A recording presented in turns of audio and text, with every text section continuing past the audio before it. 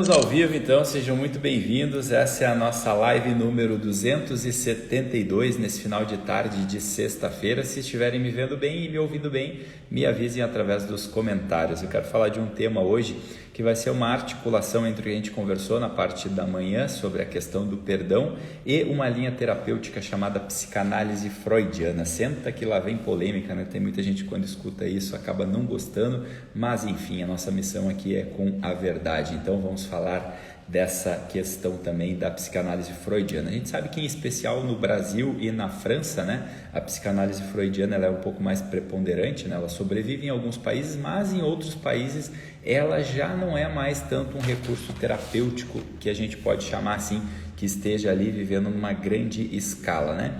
Então, a psicanálise freudiana, para a gente fazer uma abertura rápida aqui, a ideia não é entrar em toda a teoria, mas só para a gente conseguir entender um pouco melhor, ela coloca ali como dois fundamentos importantes para a gente possa entender a formação dos complexos, né? Então, ela traz a questão do parricídio e do incesto, né? O parricídio é matar o próprio pai e o incesto é copular com a própria mãe, né?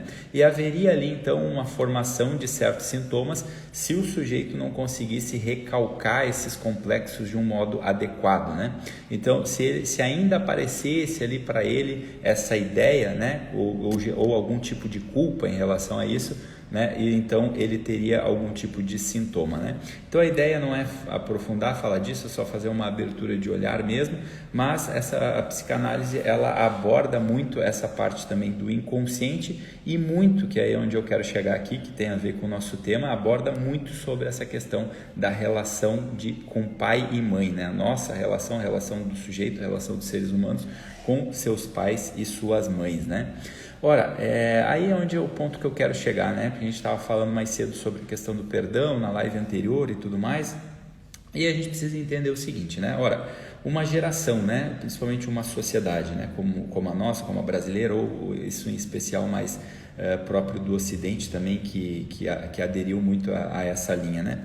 Uma geração de pessoas que colocam, né, a culpa da sua vida, a culpa de toda a sua vida, numa relação, né, ruim com seus pais e com suas mães, né? Ou por uma falta de carinho, um carinho não recebido, um amor não recebido, ou uma rejeição, né? Ou algum trauma adquirido ainda no ventre lá, né? Ou talvez tendo voltado ali pro algum tipo de revolta, né? Com o pai e a mãe, uma rejeição, talvez até mesmo intrauterina, sabendo que não é possível da gente conseguir fazer uma correlação, uma relação de causa e efeito, seja simbólica ou seja antropológica.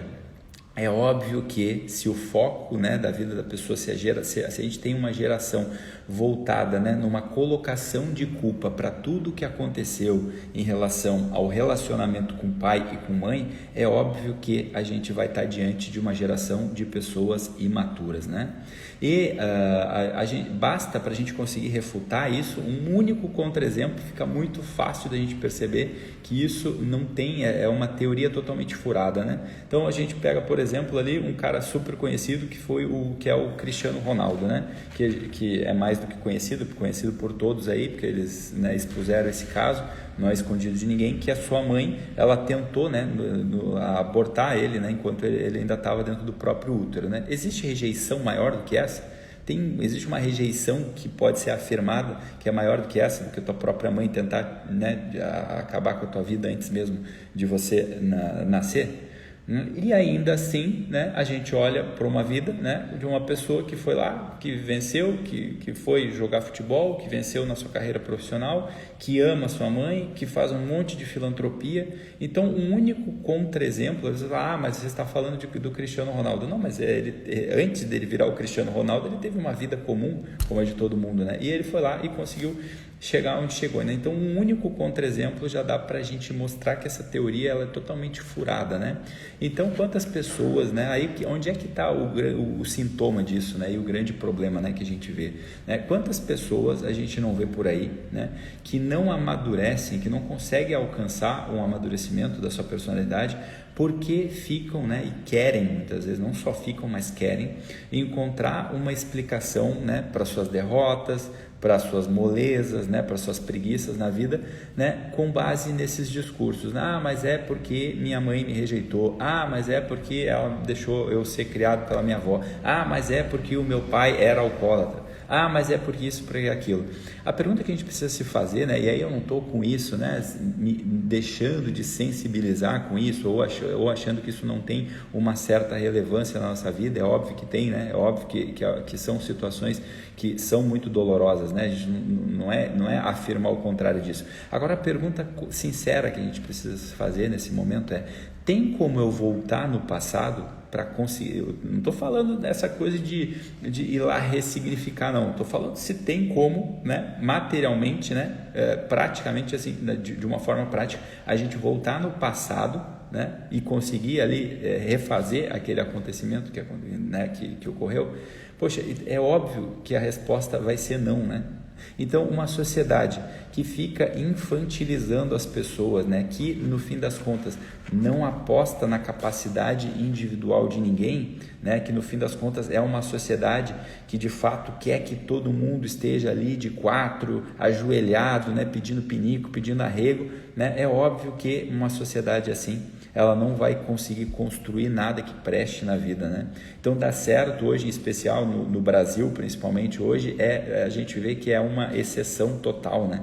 Essa ideia, né, que paira, né, de transferir, né, paira no ar na cabeça de todo mundo, que é o quê? Transferir a culpa, né, daquilo que está acontecendo de ruim na minha vida. Isso é uma coisa que assim, parece estar presente na cabeça da grande maioria das pessoas. Eu preciso transferir a culpa daquilo que está acontecendo de ruim comigo para outras pessoas. E detalhe, quanto mais inacessível isso for, melhor para aquele que está tentando ali se vitimizar, para aquele que está tentando ali colocar a culpa em outra pessoa. Ora, para uma pessoa que quer terceirizar a culpa daquilo que está acontecendo na vida dela no momento presente, a melhor coisa é o quê? É transferir a culpa para um trauma, né? Porque não tem como voltar, não tem como corrigir, não tem como consertar, né? Então é óbvio que todo ser humano, né, isso a gente já teve inúmeros e inúmeros exemplos dentro da história da humanidade, né? Eu estou sempre citando aqui Viktor Frankl, né, que foi um dos grandes psicólogos da humanidade aí, que viveu ali o período do Holocausto, foi um sobrevivente ali daquele período, né, que conta toda a experiência dele lá, desde de ele ter entrado lá até o momento em que ele cria a logoterapia, né? Então é óbvio que todo sujeito, numa situação mais miserável que ele possa estar, a gente tem um grande recurso, e esse recurso é o nosso coração, simbolicamente falando, né?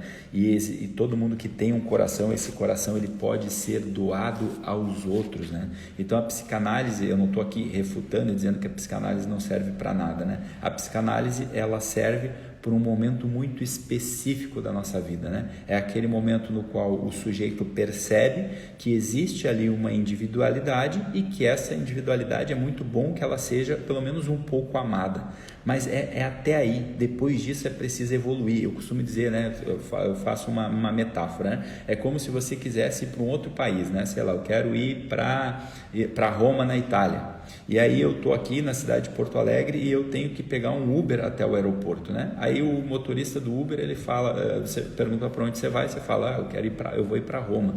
E aí o motorista do Uber fala, não, mas não existe Roma, existe só o aeroporto, eu posso te levar até ali o aeroporto, depois dali para lá não existe mais nada, mas você sabe que existe Roma, né? Só que o Uber não vai te levar até Roma, o Uber vai te levar até o aeroporto. Para que você consiga sair do aeroporto e ir para Roma, aí você precisa pegar um avião. Então é nesse sentido que eu faço essa metáfora com a psicanálise. Ela serve para te levar até um determinado ponto. A partir dali, para que você olhe para as coisas superiores do que é ser um ser humano de verdade, ela não vai te levar. É só isso que eu estou falando. Eu não estou falando que ela não serve para nada. Só que numa sociedade onde todo mundo está ali jogado nessa coisa de ficar colocando a culpa nos outros, é óbvio que essa vai ser a linha terapêutica mais preponderante. Mas que eu não estou falando nenhum absurdo. É só olhar para a realidade, é assim que ela está sendo, né? Então, como que a gente faz para conseguir evoluir, né? Depois que a gente consegue ali entender, poxa, eu tenho uma individualidade, é bom que essa individualidade seja um pouco amada, isso, o ideal é que aconteça lá na nossa infância, mas depois a gente precisa evoluir, a gente precisa ir além, né? E como que a gente evolui? Evoluir não é ficar querendo para sempre receber o amor dos outros, né? Eu quero que todo mundo me dê, eu quero que todo mundo me ame o tempo todo. Não, o contrário disso. Evoluir é quando a gente faz o movimento contrário, é quando a gente doa amor aos outros e não fica querendo receber, né? Isso como que a gente faz, né? Eu não consigo amar as pessoas. Não tem problema, o amor ele se dá através das ações. Consegue realizar alguma ação que demonstra amor pelo outro, não precisa ficar fazendo declarações de amor, né? O amor ele se dá através do nosso serviço, através dos nossos atos, através das obras, né? Já dizia São José Maria Escrivá, né? Obras é que são amores, não as boas razões. Então, através de obras, através de doações, através daquilo que, doações, no que eu falo é doar nosso tempo, né? Doar a nossa atenção, né? Doar o nosso trabalho para outras pessoas, né? Para que outras pessoas possam, né, ter uma vida de repente mais leve, uma vida mais em paz. Isso é o tipo de evolução do qual eu estou falando, né? Agora, quando a gente fica, né, nesses delírios de onipotência, de que eu preciso ficar perdoando meu pai e mãe, a gente quer meio que brincar de Deus, né? Porque no fim das contas a gente não tem essa magnanimidade, né? Quem tem é Deus, quem perdoa. Por isso que vale aquele ditado, né? Quem perdoa é Deus, está certinho mesmo. A gente não tem que ficar vivendo uma vida assim, né? Não é assim que se acessa uma relação com pai e mãe, né? A gente tem que olhar e dizer, poxa, eu estou vivo graças a duas pessoas terem me colocado no mundo, né? Então, tentar acessar pai e mãe através do perdão, você está totalmente ferrado, né? Primeiro porque quem perdoa é Deus, a gente precisa estar focado em outras coisas, em aprender a amar, em aprender a agradecer por estar vivo. É isso que um ser humano que está em evolução, que está amadurecendo, ele faz. A gente precisa se livrar, no fim das contas, esse é o convite, né, dessa live. A gente precisa, né, urgentemente se livrar desse fetiche, né, se limpar dessa influência freudiana que todo o Ocidente recebeu, né? A nossa cabeça, né, a gente está sob uma batuta, né, terrível de três maestros, né, que é o desconstrucionismo, o freudianismo e o marxismo, né? Todos nós aqui do Ocidente, né, de uma certa forma, pensamos sobre essas categorias, né? É inescapável, né? Então, que a gente não esteja dentro desse tipo de categoria. Então, a gente precisa se limpar disso, né? A gente precisa se livrar disso, né? Essa ideia, né, que ficou construída, né, que é remetida a todos, né, que tem que existir ali um conflito entre pais e filhos, né? O conflito entre o filho e os pais, né? Isso serve ali para explicar uma meia dúzia de coisinhas, né? Isso é um mito que serve para explicar meia dúzia de coisinhas, mas não tem sequer raiz ontológica, não tem raiz antropológica, né? Agora, o que tu prefere, né? Mas eu quero entender todo o processo psíquico, né? Para que tu quer entender esse processo psíquico? Tem que se perguntar, poxa, eu quero entender, para que tu quer entender? Sobretudo essas teorias, elas estão totalmente equivocadas, né? E aí tu vai entender para quê, vai servir para quê. É muito melhor que tu coloque o teu coração em coisas superiores, em coisas nobres, em coisas que elevem o teu espírito, né? Do que ficar ali querendo entender teorias que vão, né, através de um mito explicar meia dúzia de coisinhas, mas que não vão te ajudar em nada na tua vida, né? Não vão mudar, né? Não vão te deixar ali de joelho, num vitimismo sem fim. Um jeito de olhar, né, para a vida, do qual tu te sente ali um coitadinho, né, um frágilzinho para o resto da vida. É óbvio que esse não é um caminho para que a gente possa melhorar na vida, meu Deus do céu, né? Para que a gente possa evoluir, para que a gente possa amadurecer, a gente precisa buscar força. Que tipo de força, Machado? Força moral, força física, né?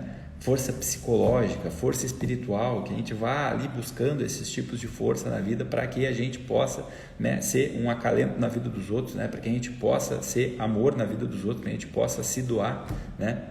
Então, para isso a gente precisa exorcizar, né? Sem exorcizar esse fantasma da psicanálise, a gente não consegue dar esse primeiro passo, que é sair em direção a buscar esse tipo de força, né? Então, se a gente está com essa ideia, né? Papai e mãe, né? Eu preciso perdoar papai e mãe, sabe? A gente está totalmente equivocado, a gente está se trilhando um caminho que vai acabar, né, sendo fruto de neurose, acabar consequentemente sendo, né, fruto de muita frustração, né? Papai e mamãe não se perdoa, né? Se ama.